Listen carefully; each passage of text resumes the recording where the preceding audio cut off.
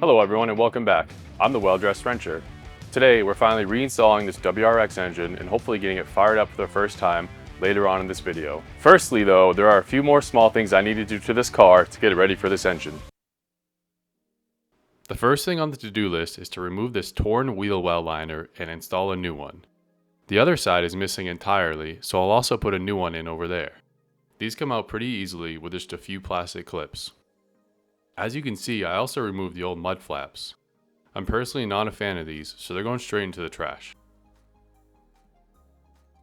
Having wheel well liners is vital to ensure dirt and moisture don't get into places where they shouldn't, like the engine or the nooks and crannies of the body, which could lead to premature rust or rot.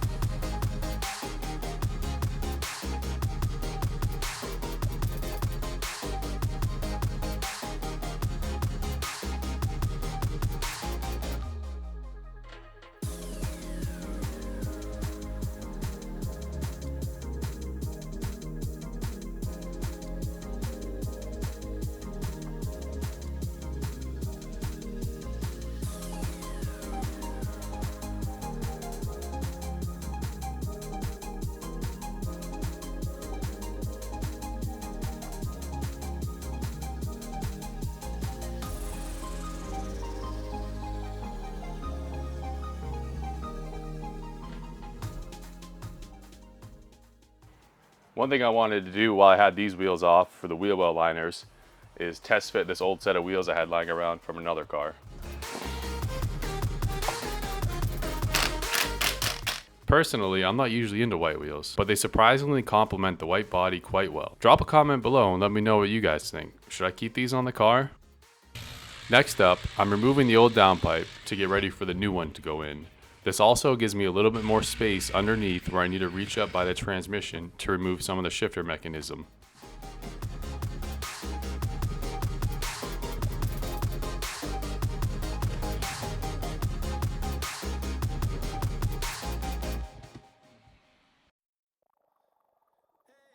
As you can see, currently the shifter is pretty loose. It's pretty common in these cars, especially if the car has been abused or not driven properly. To gain access to the shifter assembly up top, I need to first start by removing some of this trim. It's just a couple of bolts at the back, a screw, and then I can gently pull to release some of the plastic clips.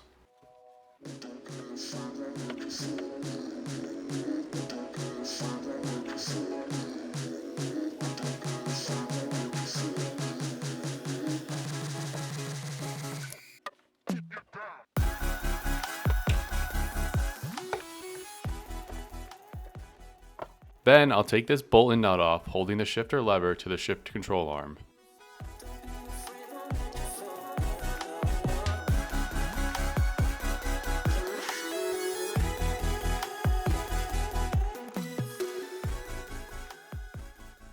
With a seat clip to remove, I can then pull the shift lever off. Underneath the car, the shifter arm is connected to the transmission with one nut. It's kind of tight down here, so you'll have to forgive me for the shaky footage.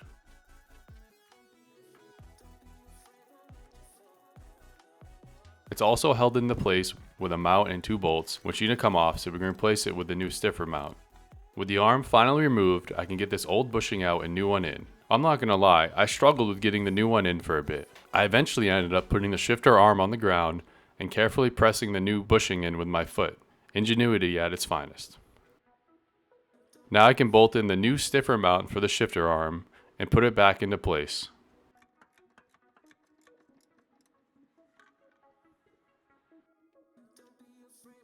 It's basically the opposite of the removal to install the shifter lever and all the trim pieces.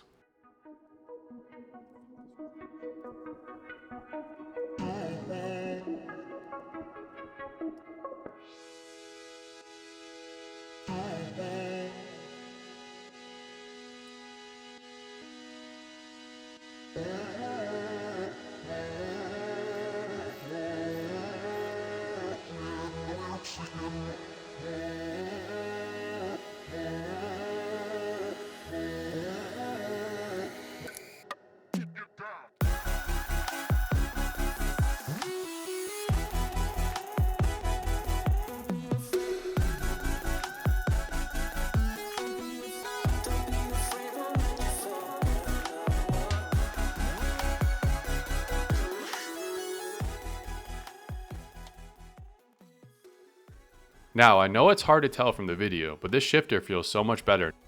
I won't need to worry about misshifting or missing a gear, that's for sure. Now that the shifter is all taken care of, I'll quickly lower the new downpipe into place. I didn't get to film when I bolted it back up, but it bolted up great to the stock catback with the help of a Grimspeed downpipe adapter. Alright, so we're back in the engine bay to do one last task before we put the engine in, and that is to clean up what appears to be some sort of battery acid spillage that corroded the frame and the battery tray here. So I'm going to grind as much as I can down and then paint it.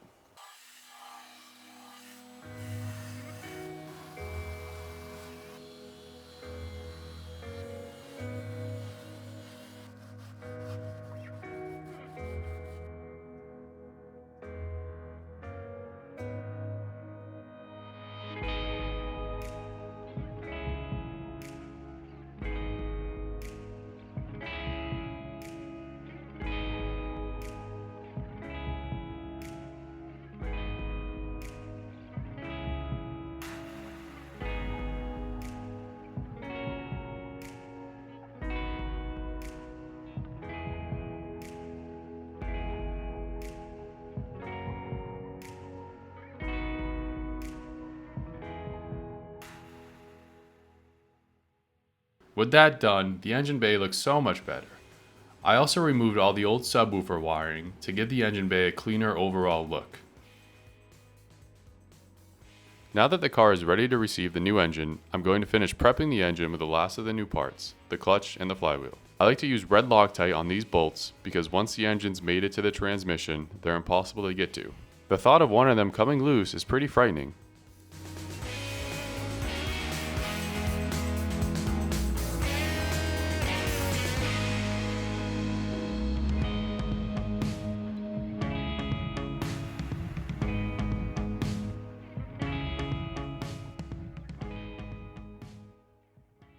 I'll give everything a quick spray of brake cleaner to remove any grease or contaminants. Then it's time to install the clutch and pressure plate. I use blue Loctite here instead of red for added safety and easier removal.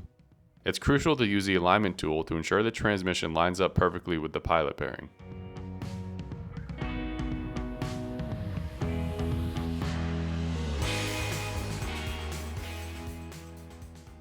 Next, I'll grease the transmission snout where the splines will go onto the engine and where the throwout bearing will sit. I also add a bit of grease to the clutch fork to minimize friction and noise in the future.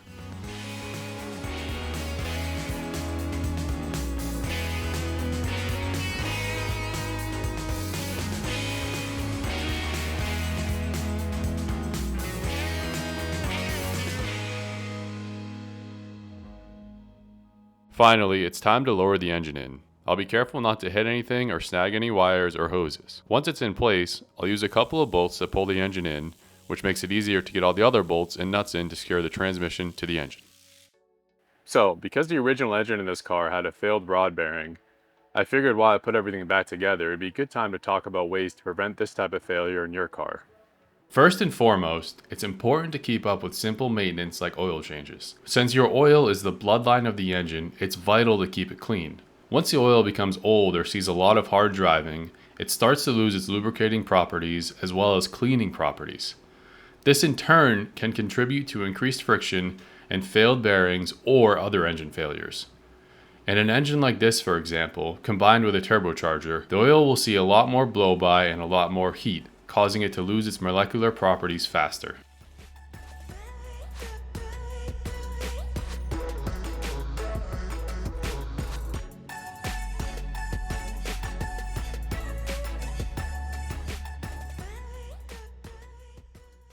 Speaking of maintenance, it's also important to keep up with other maintenance items, like other fluids in the car, spark plugs or ignition coils, air filters, plus any other sensors or electrical items that may show age or other signs of failing.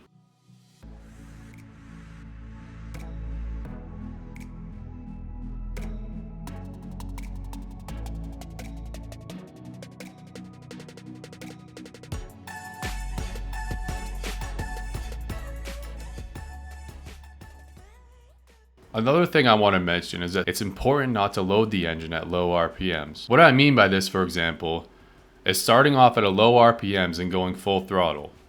Since the turbo won't be spooling till about 3 or 4,000 RPM, the engine will be under significant load and pressure, meaning the risk for ping or detonation are much higher, which can lead to issues like blown piston rings, cracked pistons, valve damage, or even rod bearing failure.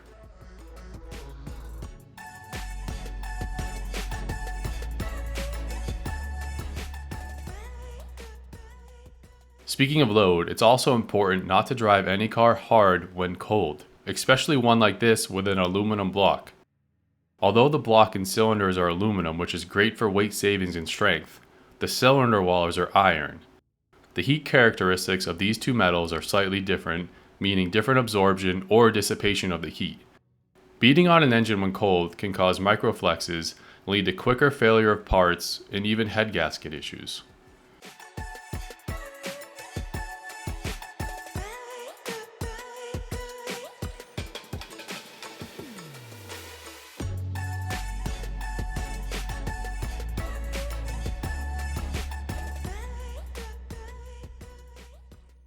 On top of the mechanical ways to prevent early engine failure, it's key to ensure that any engine is tuned properly. A good tune tailored to your setup isn't just about power, it's about longevity. In stock form, most cars are tuned from the factory for fuel economy and generally not performance. There is some misconceptions that a tuned car is actually less reliable. In my experience, this simply isn't true. Having a good tune, even one that slightly tweaks the timing or fuel, can significantly help increase the engine lifespan. For this car, I'll be modifying the tune a bit to accommodate for the downpipe, meaning I'll be able to run a little bit more boost without the worry of our exhaust or turbo getting too hot like it would have with a stock downpipe.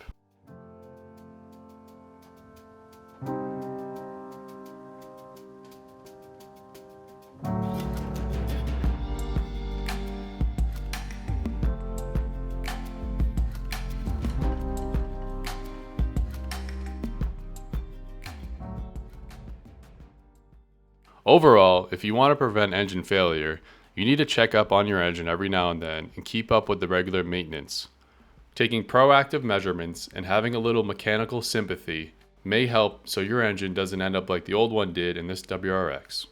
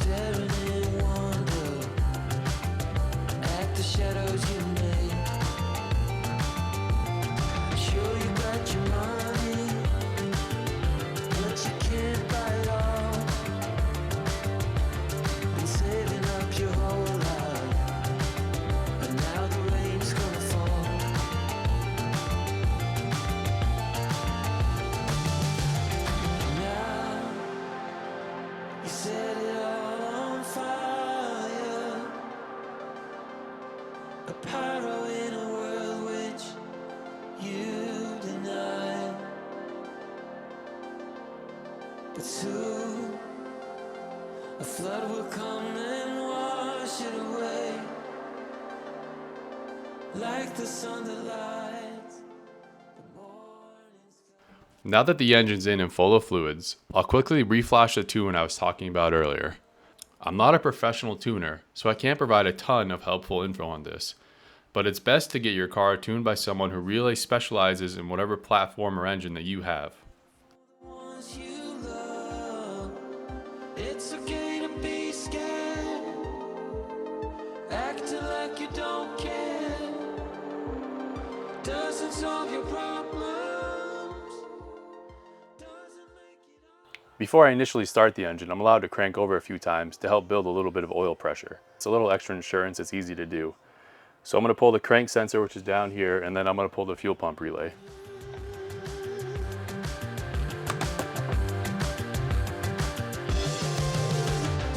What you gonna do now? Who you gonna blame? I guess you have your reasons, but they never stay the same. Pocket full of money, despite the way she falls. You're trying so hard, but you don't know how it goes.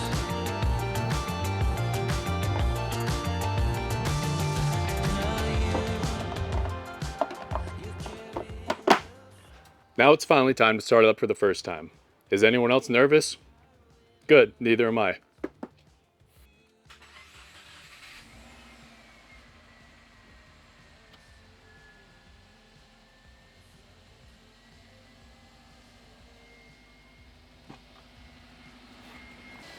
It's alive. I'm going to let the engine get warm and idle for a bit longer to allow the oil to flush out any contaminants plus the break-in oil. To ensure proper break-in of the engine, I'll need to put a few thousand miles on the car. During this time, it's super important that I take it easy and stay out of booster high loads. It's easier said than done, especially with the new downpipe and tune. But the best way is to drive the car easily and allow the engine to fluctuate in RPMs as much as possible while also staying under 4,000 RPMs. On top of looking for any leaks, it's also a good idea to listen for any weird noises, and if there are any, shut the car off immediately. The smoke you guys see now is all the coolant that spilled from the old funnel. Sounds really good though. I'm not hearing any ticking, and the exhaust sounds pretty good too.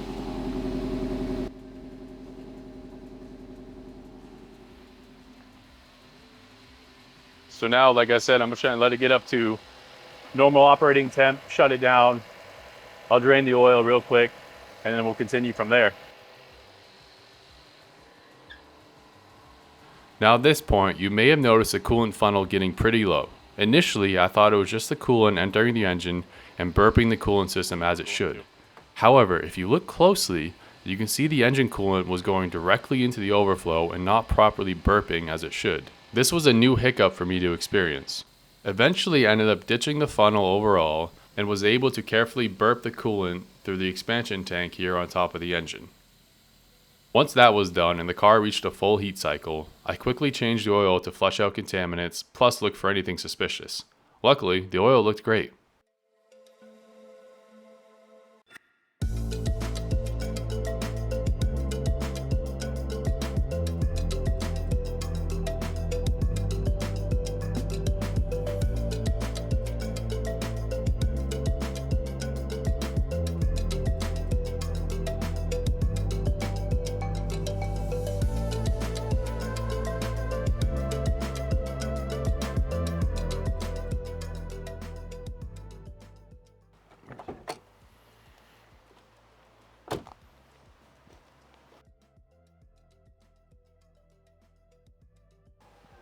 Now that the engine's in and running great, I'm going to give this thing a full detail inside and out. Then I'm going to put some miles on it to ensure the engine is broken in properly. After that, I'll probably do a full drive and review, so keep an eye out for that if you're interested in seeing this car some more. I also think I have a good competition lined up with a future car you guys are going to see on the channel, so stay tuned for that. Be sure to like and subscribe for more videos and cars like this. If you followed along with this build, let me know in the comments what you guys think. I'm the Well Dressed Wrencher.